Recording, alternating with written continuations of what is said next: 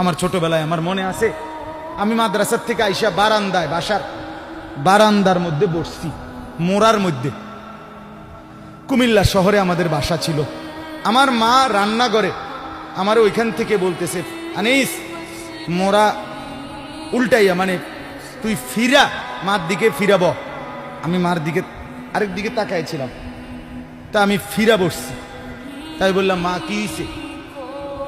ওই ঘরের জানালা দিয়া ওই বাড়ির পাশের বাসার কাজের মেয়ে তোর দিকে চাইয়া রইছে।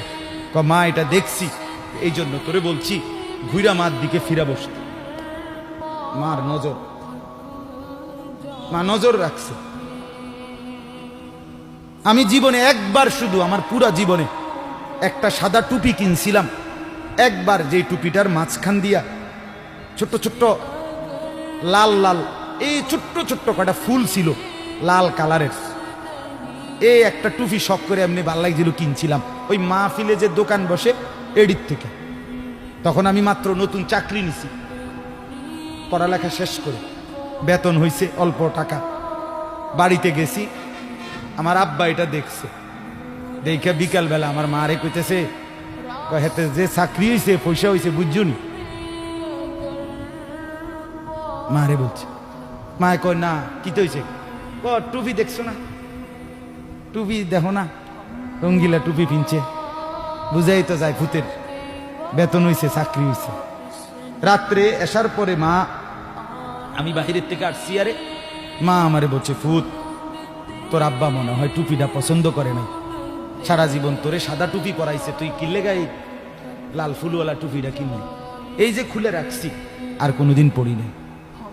বাবার নজর, মার নজর। আমার ভাই, বাপ মার সেই আদর সোহাগ। আমি জীবনে একবার আমার আব্বারে বলছিলাম, আব্বা আমি একটা মাদ্রাসার ব্যাপারে, যে আমি এই মাদ্রাসায় পড়তাম না, আমরা অন্য মাদ্রাসায় ভর্তি করার। আমার আব্বা বলছিল, পুত পরের বেলা ভাত আমার ঘরে খাইও না, এক লোকমা ভাত মুখে দিবা না, বাইরও তুমি কই ফরবা তুমি বুঝো, ফরলে ফরো, না ফরলে পিছা দিয়ে ফেরো, এটা আমার ঘরের ভাত খাইও না। আমি যে এনে বলছি এনেই পড়তে হইব না। তো কানতে কানতে চোখ মুছতে মুছতে সকালবেলা ভোরে চলে গেছি ওই মাদ্রাসায়। বুঝছি বাপ আমার এতটা শক্ত যে আসলেই আমারে বাদ দিবে না। বাবার সেই কঠোর শাসন আজ আল্লাহর কসম মনে হয় আল্লাহর কথা আপনাদের সামনে বলবার তৌফিক দিছে।